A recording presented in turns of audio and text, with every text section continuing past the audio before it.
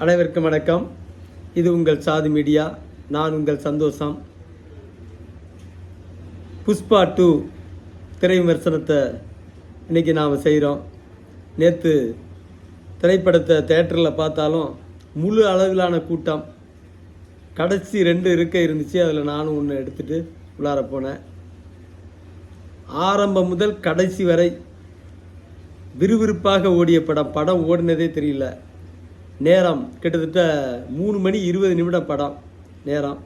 இடைவேளை எல்லாம் சேர்த்தா 3:30 தாண்டிடுச்சு, 3:30 மணி நேரத்தை தாண்டிடுச்சு. துவக்கமே ஜப்பான் கடற்கரையில் துறைமுகத்தில்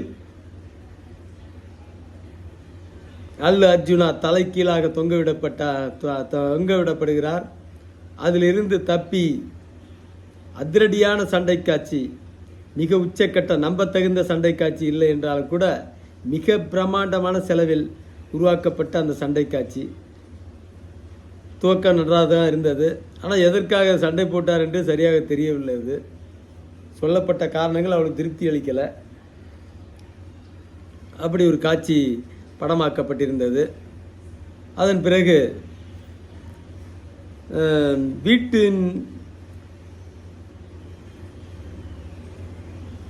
வீட்டின் தலைவியாக ஸ்ரீவல்லியாக ராஷ்மிகாவினுடைய நடிப்பு இந்த படத்தில் கொஞ்சம் தூக்கலாக இருந்தது. ஏற்கனவே புஷ்பா 1 அதிக நடிப்பு வாசனை இல்லாமல் இருந்த ராஷ்மிகாவுக்கு இந்த புஷ்பா 2 ரொம்ப மிக அற்புதமாக அமைஞ்சிருக்குன்னு சொல்லலாம். அதே மாதிரி அல்லு அர்ஜுனாவோட நடிப்பு புஷ்பா 1 ஒரு பக்கம் ஷோல்டரை ஏற்றிக்கிட்டே போயிட்டு இருப்பார். அது ரசிக்கிற மாதிரி இருந்துச்சு. காரணம், அவர் ஒரு தெருமுனை சண்டியரை போல் அதில் நடித்திருப்பார்.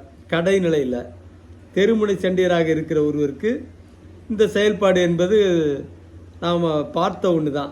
ஊருக்கு இந்த மாதிரி சண்டியர்கள் இருப்பான். ஒரு பக்கம் ஏற்றிக்கிட்டு இருப்பான், இந்த பக்கத்தை கையை மாற்றி மாற்றி ஏற்றுவான். ஒரு பக்கத்தை ஏற்றிக்கிட்டே போயிட்டு இருப்பான், அப்புறம் திரும்ப இன்னொரு கையை ஏற்றிட்டு இருப்பான். ஆனால் இவர் ஒரே கையை மட்டும் ஏற்றிக்கிட்டு இருக்கிறது நல்லா தான் இருந்துச்சு. ஆனால் புஷ்பா 2 மிகப்பெரிய செல்வந்தரா அதே அல்லு அர்ஜுனா வரும்போது அவர் ஒரு கையை ஏற்றிக்கிட்டு இருக்கிறது அவ்வளவு திருப்தியாக இருக்குன்னு சொல்கிறதுக்கு ஒன்றும் இல்லை.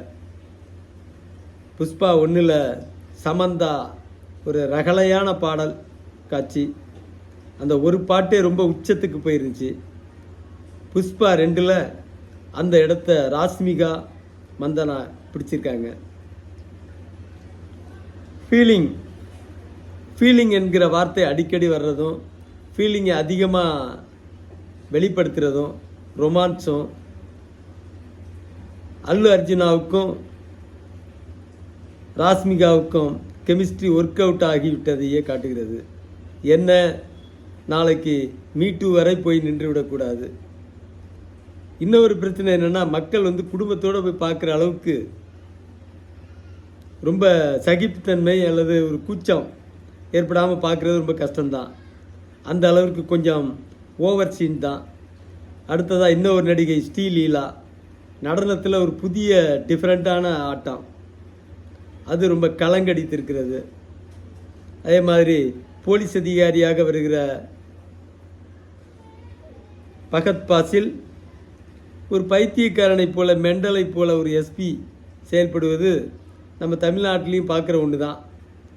தமிழ்நாட்டிலையும் சிலர் செயல்படுறாங்கங்கிற மாதிரி ஒரு செய்தி இருக்குது. கிட்டத்தட்ட அதை ஒப்பிடுற மாதிரி தான் பகத் பாசிலோட செயல்பாடு இருக்குது. கடைசியில் கூட இருந்த அதிகாரியை கட்டி பிடிச்சிக்கிட்டு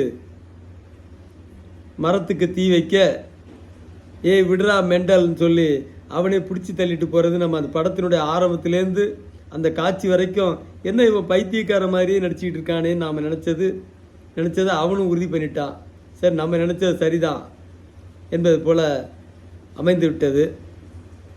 காட்சி கடைசி வரை விறுவிறுப்பாக அமைந்து தொய்வில்லாமல், சோர்வடையாமல், அதிக நேரம் படம் ஓடினாலும் சோர்வடையாமல் கொண்டுட்டு போனது ரொம்ப மகிழ்ச்சியான விஷயம். ஆனால் காட்சிகள் பல நம்பும்படியாக இல்லை.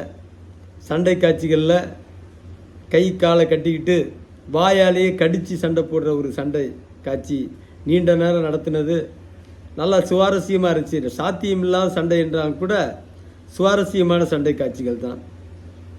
படம் நிச்சயம் ஒரு தடவை பார்க்கலாம். நன்றி, வணக்கம்.